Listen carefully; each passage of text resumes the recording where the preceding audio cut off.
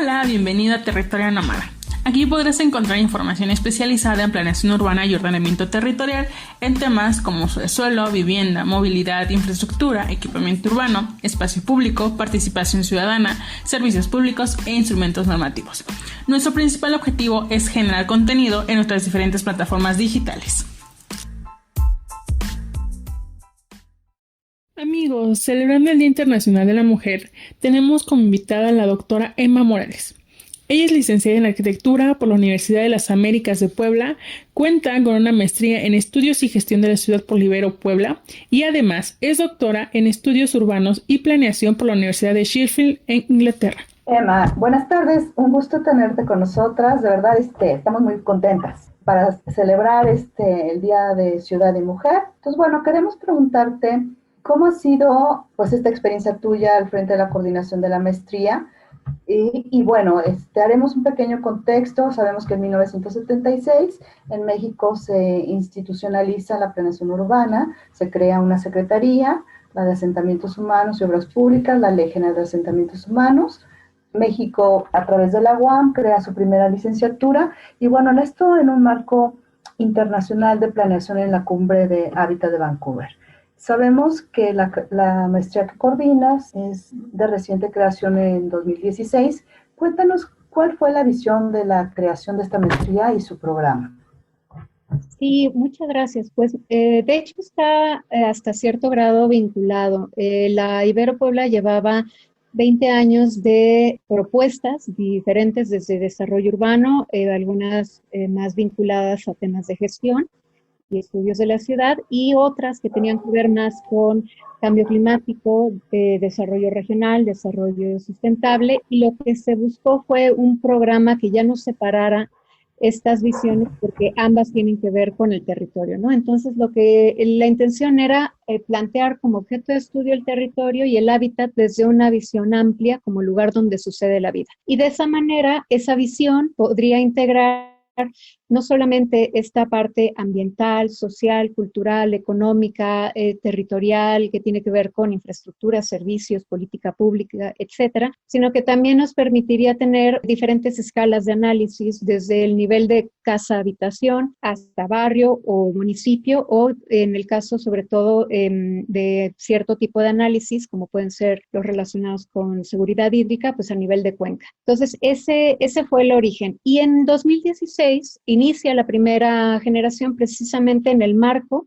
de Hábitat 3, y mucho de la fundamentación de la maestría viene acompañando ese proceso previo, tanto de los Objetivos de Desarrollo Sostenible como algunas otras cuestiones como el Acuerdo de París, y forman parte de lo que sería la estructura básica tanto de las asignaturas como de las líneas de trabajo de los estudiantes.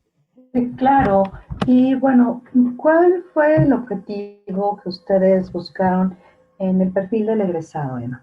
Una de las cosas que para nosotros era importante es que en el ámbito de las decisiones urbanas no necesariamente queríamos tener expertos técnicos en una sola disciplina o en una sola herramienta, sino que nos interesaba más formar egresados que tuvieran la capacidad de dialogar desde lo técnico, digamos lo sociotécnico, hacia los distintos niveles, tanto participativos, de gobierno, de desarrollo privado, etcétera. Entonces, lo dividimos en 4.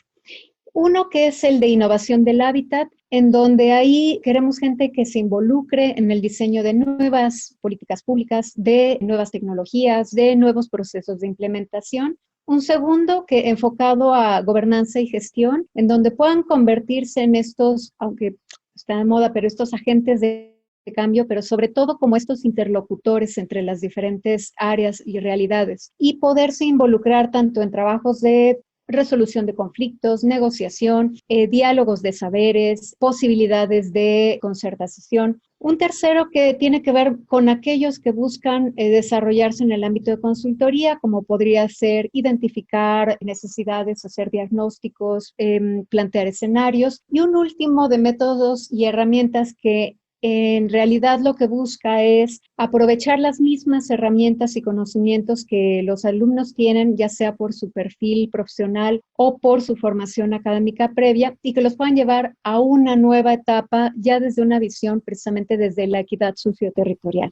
Ok, Emma. Bueno, a mí se me hace muy interesante que justamente en la maestría te enseñen como, si bien la maestría es parte de la especialización del profesional o parte de su especialización, creo que te enseñe o que te dé las herramientas para mantener una negociación o para ser de manera más propositiva tu trabajo y tu perfil, se me hace a mí muy interesante porque a veces como cuando salimos de la licenciatura, pues salimos no con todas esas herramientas y está muy padre que en la maestría te tengas ese perfil de egresado. En este mismo sentido, a mí me gustaría consultarte cuál es el enfoque que predomina en el análisis del territorio de la maestría.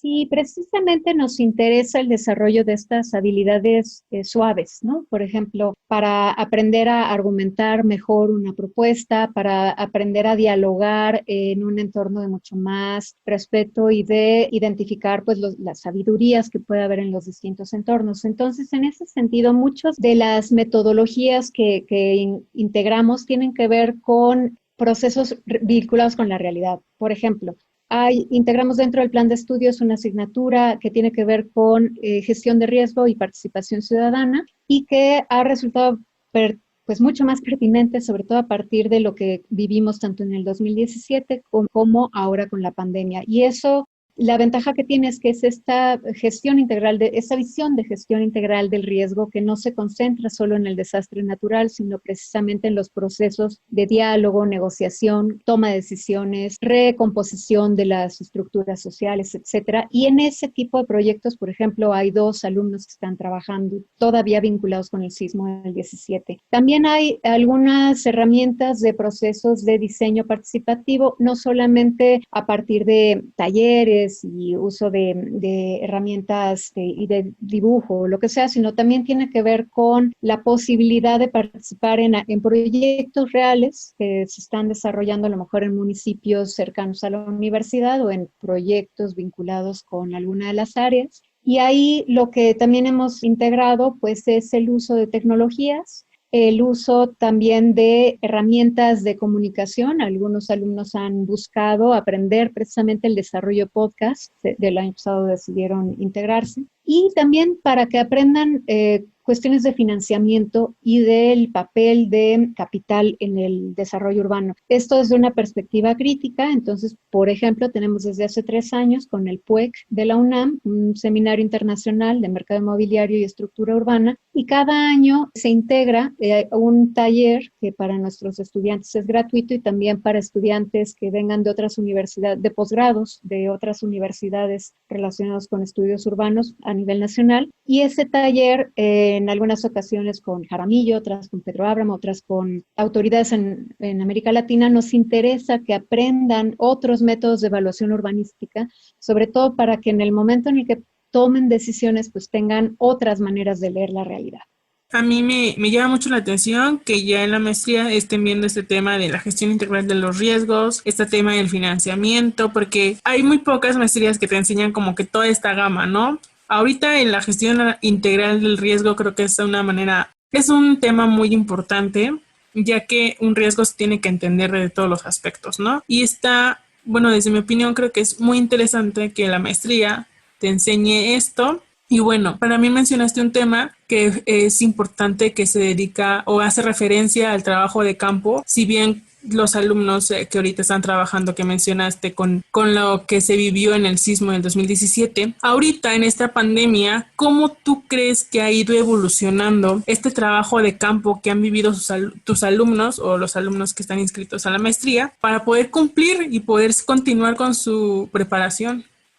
Y creo que como todos, al principio fue complicado porque siempre había como esa ilusión de que cuando llegue la normalidad, pues ya voy a poder iniciar con mis entrevistas. Y cuando ya pueda ir a hacer ejercicios de observación o para levantar encuestas. Y desafortunadamente, pues no se pudo. Y esto abrió una serie de iniciativas que afortunadamente mis colegas dentro de la universidad estuvieron liderando, que fue acercarlos a otras metodologías como hubo alguien, un compañero que está en Nicaragua, un egresado de otro posgrado, que les estuvo enseñando a utilizar Miro, pero no solamente la herramienta, sino más bien a partir de su misma experiencia en contextos de diseño estratégico, les enseñó cómo aprovechar la herramienta para poder tener mejores resultados y también incrementar la capacidad de participación, porque hay veces que la gente puede saber la herramienta pero no quiere participar.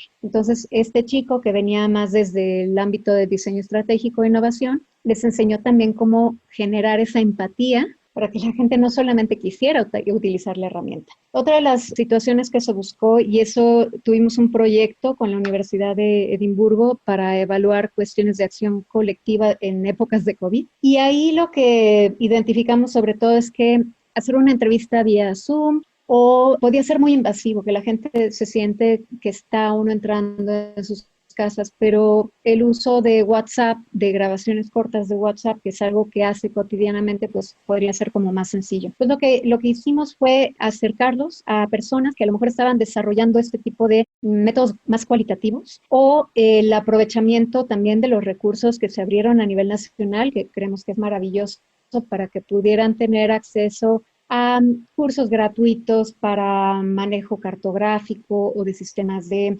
análisis demográfico, etcétera, para que los pudieran integrar. Y una de las cosas que estamos haciendo en estos días precisamente es que estamos invitando a algunos alumnos de posgrados de otras universidades que ya han terminado sus estudios y que ya terminaron en plena pandemia sus tesis, como para motivarlos y decir pues que se puede, ¿no? O sea, encerrados y sin contacto directo con las personas, aún así se pueden lograr los mismos objetivos. Esa ha sido un poco la estrategia, abrirles otras alternativas a través de diarios, de la gente que pueda llevar diarios desde su casa, gente que puede tomar fotografías, sobre todo aquellos que están analizando condiciones de habitabilidad, y generar mapas, o sea, como que lo que hemos hecho es ver qué se puede hacer desde la nueva realidad.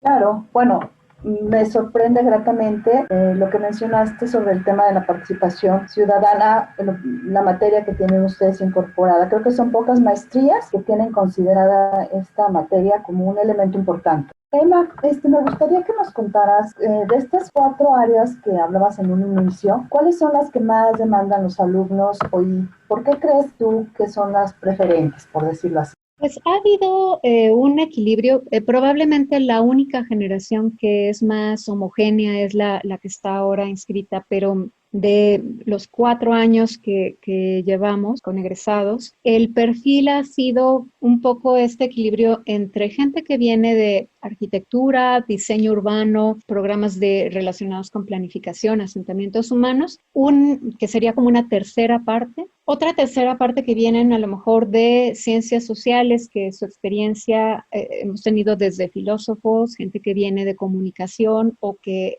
a lo mejor está en ámbitos más de política pública o de administración pública. Y un tercero que principalmente está vinculado con ciencias ambientales o ingenierías. Pues eso nos ha permitido ver que hacia lo que terminan haciendo al terminar, pues regresa un poco a ese ámbito, a lo mejor cambiando el nivel de participación o el nivel de impacto. Entonces, los que vienen a lo mejor de arquitectura y diseño se han reincorporado al ámbito de construcción, diseño y asesoría o consultoría, y los que vienen de ciencias sociales se han incorporado al trabajo ya sea con colectivos o en universidades o con a lo mejor grupos de colaboración entre actores, ¿no? Entonces creo que ha habido una evolución, digamos, del perfil con el que ingresaron, con excepción también de los que acaban de egresar y que tienen muy poco tiempo de haber salido de la universidad, pero sí han estado más vinculados a este tema de diseño,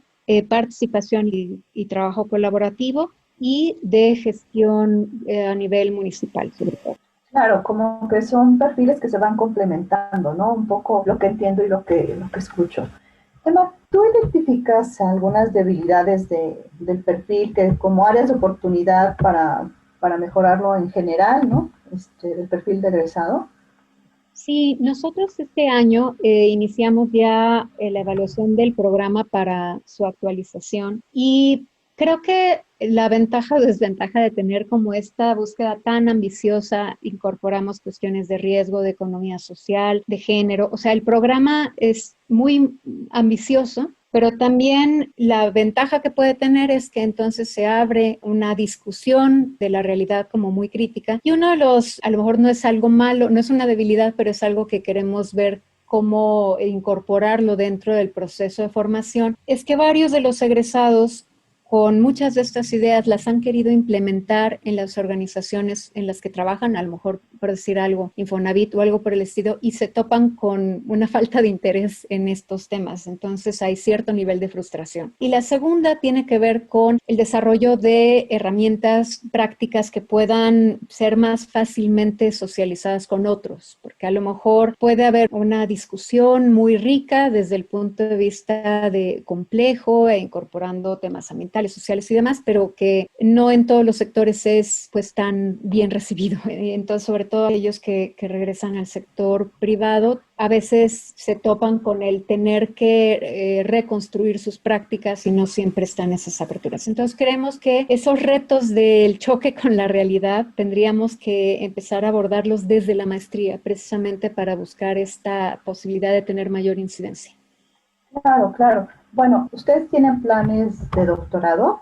Y es un proyecto que está ahora, digamos, construyéndose, aunque ya llevamos 2 años de trabajo con homólogos.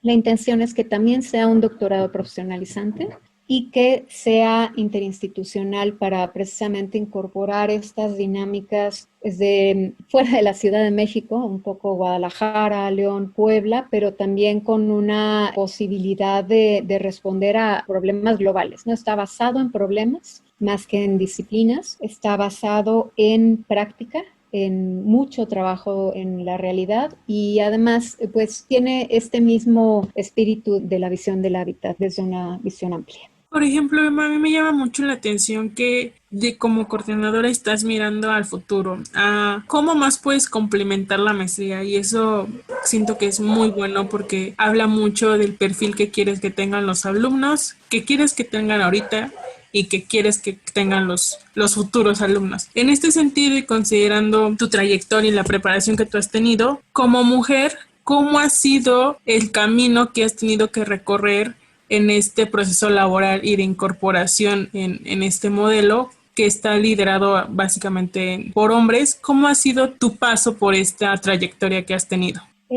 En mi caso en particular ha sido interesante porque desde la licenciatura mi proyecto de titulación tenía que ver con género y arquitectura y partía de una experiencia cercana con una colega que al vivir la transición tecnológica en el proceso de embarazo y de haber tenido a su hijo, a la hora de querer reincorporarse al ámbito laboral ya no lo pudo hacer porque no sabía AutoCAD, ya no dominaba Photoshop y toda la experiencia que tenía en práctica y toda la experiencia que tenía en conocimiento de la realidad, pues fue como le cerró las puertas, ¿no? Entonces yo quería abordar el proyecto, no fue muy bueno, pero la discusión sí. Y para mí fue muy significativo el que al haber propuesto esto hace 20 años, me tardé más tiempo en justificarlo y que me dejaran hacerlo a desarrollar el proyecto. Y yo creo que eso es mucho la experiencia que algunas de nosotros hemos vivido, que pasamos tanto tiempo demostrando que importa, que a lo mejor ya no nos da tiempo para hacer las otras cosas. Eso en un inicio, pero también creo que ha cambiado. El conocer a gente como Mónica o como muchas colegas coordinadoras en otros programas a nivel nacional o hasta internacional, y este apoyo entre personas que hemos vivido situaciones similares en donde te tienes que poner un poco a prueba, nos ha dado esa posibilidad de construir juntas y de construir con los recursos que tenemos, ¿no? Un poco, ahora estoy en un proyecto que tiene que ver con solidaridad en tiempos de pandemia, en el que participamos 15 países. Y este ha sido un gran aprendizaje porque la base es este concepto de Research Commons, en donde nadie de los que estamos ahí tenemos dinero y nadie nos paga. Pero todos tenemos algo que podemos aportar, algunos desde el aspecto metodológico y otros del aspecto técnico, otros de la capacidad de gestión para obtener patrocinios. Y así ha sido un poco mi experiencia en el ámbito profesional. Afortunadamente, la colaboración con actores, hombres, mujeres, personas jóvenes, y por ejemplo, el hecho de que a través, por ejemplo, de Forópolis, que nos ayudó a echar a andar hace 8 años un Congreso Nacional de Jóvenes comprometidos con las ciudades, ese tipo de diálogos con personas consolidadas, que ya tienen la experiencia y gente como nosotros que estamos queriendo hacer cosas nuevas, pues ha abierto muchas puertas. Entonces yo creo que como mujer me ha tocado una situación afortunada de puertas que se han abierto, pero creo que han sido a partir de esta confianza y de este apoyo de gente que entiende pues los retos y las dificultades y que nos ha ido abriendo puertas a todos. Wow, sí, me llama muchísimo la atención cuando dices que a veces nos preocupamos tanto por ser notadas, nos olvidamos del qué hacer, ¿no? Y eso creo que es el modelo que muchas personas repetimos, y me incluyo, ¿no? Porque en algún momento también lo fui o lo hice o lo haré, no lo sé, pero es como eso que tenemos que bloquear. Y realmente, como lo has dicho, te ha tocado como un trayecto, un paso donde te ha abierto las puertas con tu trabajo y con tu dedicación, y creo que eso pues te va dando más, te va recomendando y te va haciendo el camino más fácil, ¿no? En un mundo liderado en su principio por hombres. En este sentido, a mí me gustaría que nos comentaras un poco cómo ha sido tu experiencia, ya que te encuentras como coordinadora de la maestría en el hábitat y de la equidad socioterritorial. Pues este ha sido un proyecto, yo creo, de los proyectos en los que he participado, tanto académicos como profesionales, uno de los más satisfactorios. Es un programa pequeño en realidad, debido a que está dentro del PNPC de CONACYT. Tenemos un límite de ingreso bastante pequeño precisamente para poder atender a los alumnos de la mejor manera. Y ha sido valioso porque hemos podido establecer estas estrategias de colaboración con otros actores y de una colaboración que no espera nada a cambio más que el compartir la experiencia y aprovechar esa experiencia. Entonces, de repente, a lo mejor hemos organizado una clase abierta y cuando tenemos espacio invitamos a gente de otros posgrados. Gente de otros posgrados nos invita también a participar. Ahora en este modelo virtual, pues también es más fácil colaborar con nuestros colegas del sistema universitario jesuita, no solamente en México, sino ahora, por ejemplo, estamos viendo la posibilidad de sobran espacios para un curso de sistema de información geográfica en Río de Janeiro, pues la posibilidad de que 2, 3 alumnos se conecten, ¿no? Entonces creo que esta experiencia ha sido de mucho respeto, de mucho diálogo, pero de mucha colaboración. Y para mí yo creo que esa ha sido como la mayor riqueza, tener esa posibilidad de colaborar. Claro, Emma, bueno, me has hecho recordar el evento de jóvenes comprometidos por las ciudades y bueno, yo creo que no podemos no dejar de mencionarlo y que nos cuentes para que la gente conozca un poco cómo fueron estos eventos, cómo los organizaron, cómo los lograron y cómo se sintió todo. Sí, pues fue una experiencia muy, muy satisfactoria porque viene un poco de esta inquietud de, así como somos pocas las mujeres en el ámbito, también somos, porque vamos ampliando la opción de jóvenes cada vez más, pero cuando nos tocó asistir a la sesión fundacional de Forópolis, una de las cosas que alguien comentó fue: la mayoría de la gente que está aquí tiene más de 55 años, 60. ¿Quiénes son los que vienen detrás? O sea, ¿quién es esta gente que va a definir los criterios de planeación o la manera en la que se desarrollan las políticas públicas o la manera en la que se estudian las ciudades? Y en realidad había muy poca participación de jóvenes en ese momento. Y pensamos en una de las sesiones de trabajo que sería interesante a lo mejor abrir un espacio de diálogo en el que la regla número 1 es que no hablaran los de siempre, pero que sí estuvieran presentes. Y eso fue como interesante porque el criterio en esa ocasión fue que nadie mayor de 40 años pudiera ser conferencista magistral y que los talleres se desarrollaran entre iguales. Y una de las satisfacciones más grandes de esa experiencia fue que varios grupos de colectivos locales y otros de otras ciudades establecieron vínculos y han venido trabajando desde entonces. Entonces, desafortunadamente solamente se pudo lograr 3 ediciones, la original en Puebla, que fue nacional, y ya después en Guadalajara, internacional, y Medellín. Pero yo creo que la semilla de pensar abrir estos espacios para que otras voces se escucharan, creo que fue una experiencia muy, muy buena y muy satisfactoria para todos.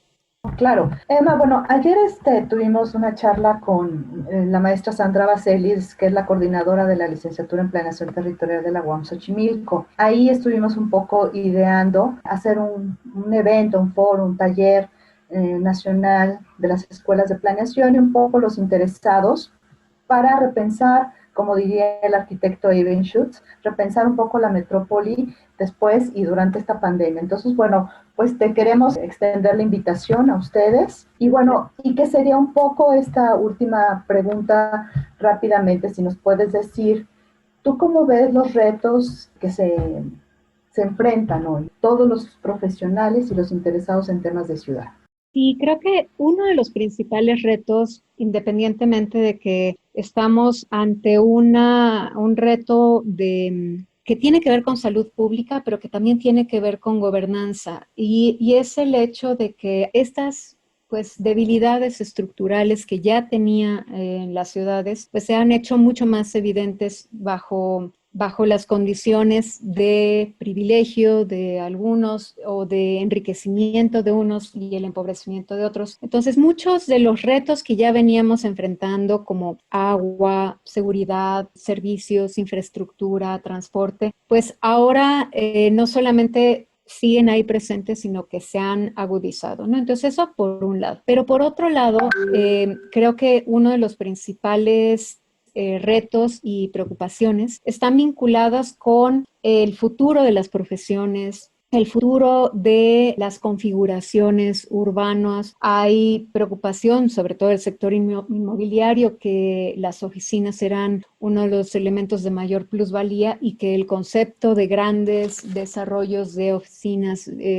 o de zonas ejecutivas, pues probablemente ya no sean iguales. Y finalmente, más allá de este funcionamiento de las ciudades, creo que uno de los grandes retos que nos quedan es también de legitimidad de nuestra profesión, porque estamos en un momento en donde para muchos los problemas que estamos viviendo tienen que ver con las fallas del modelo de ciudades que hemos desarrollado en los últimos 50 años. Y entonces es un poco como cómo hacemos que nuestra labor vuelva a ser importante, y sobre todo cómo podemos responder ante estos mismos problemas que muchos de nosotros desarrollamos con propuestas que se implementaron y que no han sido necesariamente las más adecuadas, ¿no? Entonces también viene un poco esta posibilidad de reconstruir la manera en la que presentamos nuestros conocimientos y la manera también de ser autocríticos en los resultados de los mismos.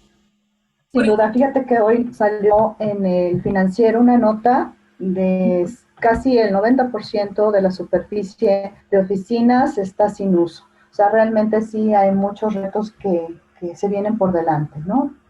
Exacto.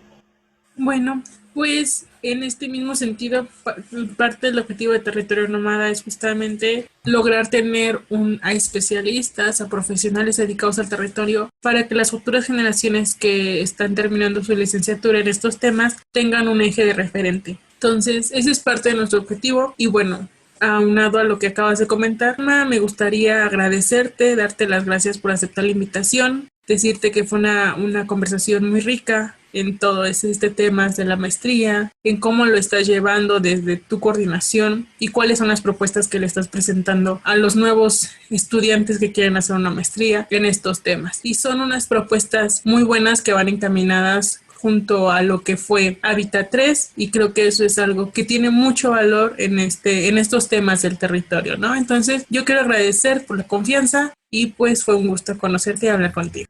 No, al contrario, muchas gracias a ustedes por invitarme y por darme la oportunidad de contar un poco lo que hacemos. Y también felicitarlas porque me parece una muy buena idea no solamente desarrollar este tipo de podcast, sino también acercarnos a todos los que estamos trabajando estos temas, porque a veces nos concentramos solamente en los seminarios académicos o en la posibilidad de publicaciones conjuntas y no nos damos el tiempo de tener estas pláticas más sobre la vida y sobre la experiencia y sobre nuestras visiones. Bueno, seguiremos en contacto. Te haremos llegar la invitación ya que armemos un poco más este taller reflexivo con la gente de la UAM. Si estás dispuesta, pues será un honor que contemos contigo, con tu participación. Sería un gusto enorme. Claro que sí, cuentan conmigo. Bueno, listo. Emma, excelente tarde. Muchas gracias. Gracias. Hasta luego.